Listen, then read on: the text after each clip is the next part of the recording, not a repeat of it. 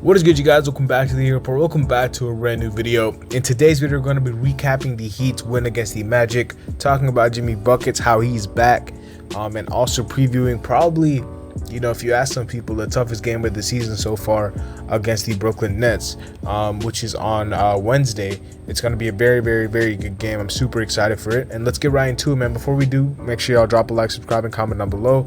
And yeah, let's talk about this Heat versus Magic game. It was a great game.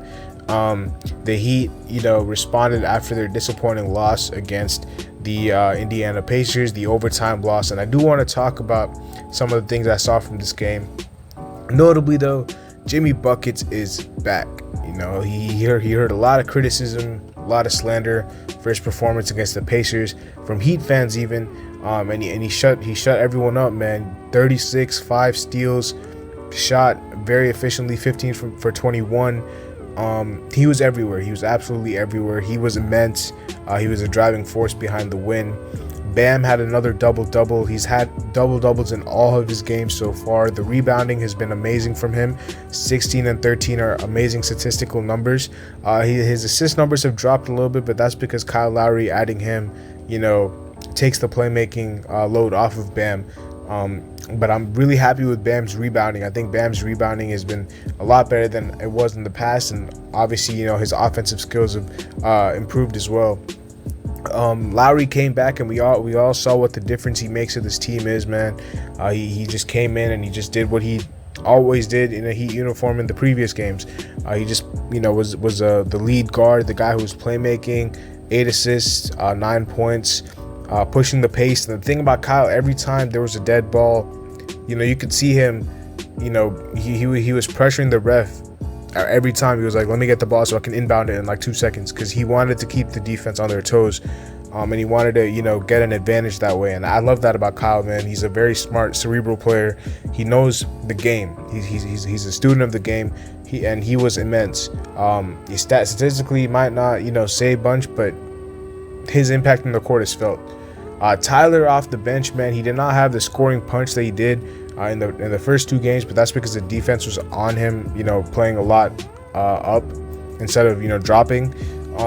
But Tyler impacted the games and the game in other ways by playmaking, rebounding, pushing the pace. His defense, I thought, was pretty good. 9 assists is no that's no slouch for Tyler. He led the team in assists. He had a great game, man. He only scored 13 points, but he just did everything else. And that's just a sign of a guy who's maturing, a young player who's becoming a star. And then the last player I do want to talk about, Markeith Morris, gave us that punch off the bench as well as far as the scoring is concerned. 16 points.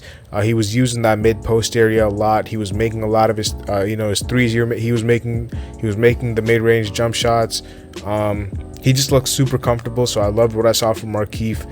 And yeah, man, that was just the essence of the game. On the Magic side, they were led by the rookies Jalen Suggs and Franz Wagner. Super impressed by Franz. I've watched him a lot in college, and he's just a very high IQ player. Suggs, I think, will be a star, man. I just think that Jalen Suggs needs to just settle down and his shots will fall. He's playing well with good pace and good poise, but he just needs his shots to start falling, and that's just a confidence thing. But I think he'll be a star for sure. We held Terrence Ross to 0 points. That was their guy who's the 6th man.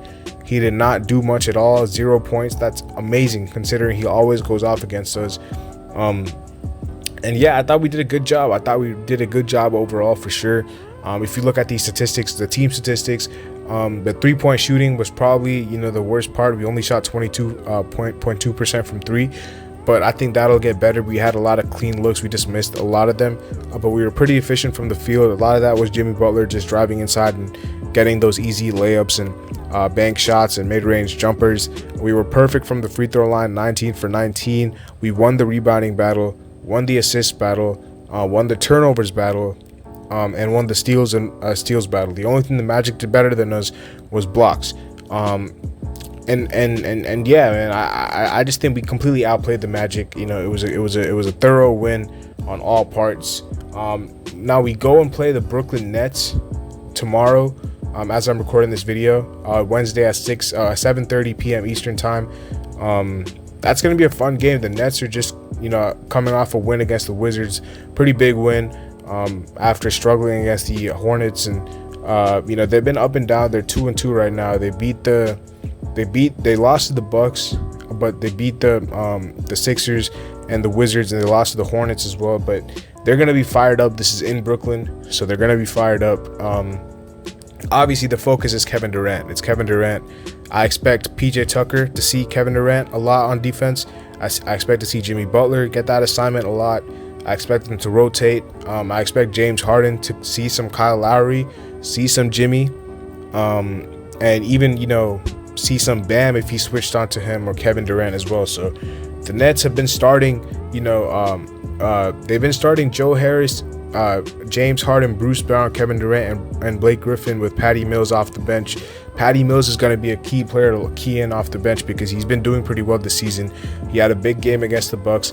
He played really good against the Wizards. He had 21 points. He is like Terrence Ross. He is their offense off the bench.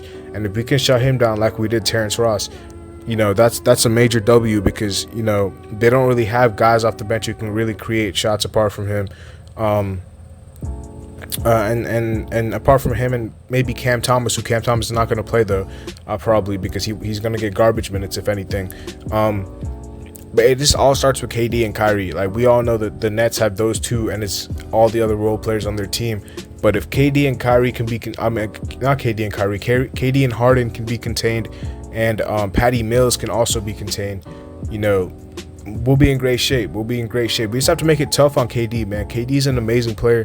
You know, you're not going to stop him, but, you know, if you can contain him, which PJ Tucker has had a great history of doing. Like, PJ Tucker has played, you know, some of the best defense on KD that I've seen.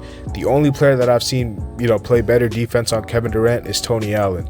PJ Tucker has been, you know, Kevin Durant even said he's the best defender. So he's gonna get that assignment probably. And then the James Harden thing, you got to stop, you know, James Harden scoring the ball. He hasn't been on the stretch lately, so he hasn't been on that good of a scoring stretch lately, so he's due for a game, and hopefully it's not against us, because, you know, he can be really dangerous, as we all know. But yeah, I like the way the Heat have started to the season so far, man. I think we've started really, really well, and I'm super excited to see, you know, we have a very tough stretch of games coming up. The Nets, the Hornets, the Grizzlies, the Mavericks, the Celtics, the Jazz, the Nuggets, the Lakers, the Clippers, the Jazz again. Like, those are, I'm pretty sure, 10 games, or even more than that, 12 games that are against playoff teams. And, you know, 12 playoff teams, most of them are championship contenders, like the Lakers, the Nuggets, the Jazz, you know, the Nets. Like, a lot of these teams are championship contenders, and then you play teams like the Mavericks, who are really, really good. You know, with Luka, they have the Celtics, you know, who have star power. The Clippers, even without Kawhi, have shown that they can be competitive. The Grizzlies right now are one of the best teams in the NBA. The Hornets are undefeated. You know, like, and even, you know, the Jazz are undefeated as well. So these are going to be tough games. We got to pull these games out. I want us to go, you know, if we can go about out of these next 12 games, which I think is 12 games. Let me count right now. 1, 2, 3, 4, 5, 6, 7, 8. Okay, yeah, it is 12 games. Out of these 12 games, if we can go 8-4 or 9-3, I'd be really happy. I think 8-4 or 9-3 is a good record. I think we have a fair chance of beating the Nets, the Hornets, and the Grizzlies. I do think we can beat them. I think we'll struggle against the Nuggets, because we always seem to struggle against the Nuggets and the Jazz. You know, the Lakers and the Clippers, we might be able to beat them. The Celtics, the Mavericks. I think if we can go 9-3, I'd be super happy. I think if we can go 9-3, I'd be super happy, man. And you know, that would just set us up. You know, we're currently 5th in the East. If we went 9-3, we would have a record of 11-4. That is incredible. That is really, really good. And that will probably push us up to one of the top 3 seeds in the East with that record. So I'm excited, man. I'm super excited for this road trip. And also the next stretch of games is going to be it's going to be amazing. It's going to be amazing, and I cannot wait. Let me know your thoughts in the comment section below, though. What you guys think about the game against the Magic, Jimmy Butler, the Nets game, the upcoming schedule, What are your thoughts? Let me know. I'll see you guys later as always, man. Have a nice day.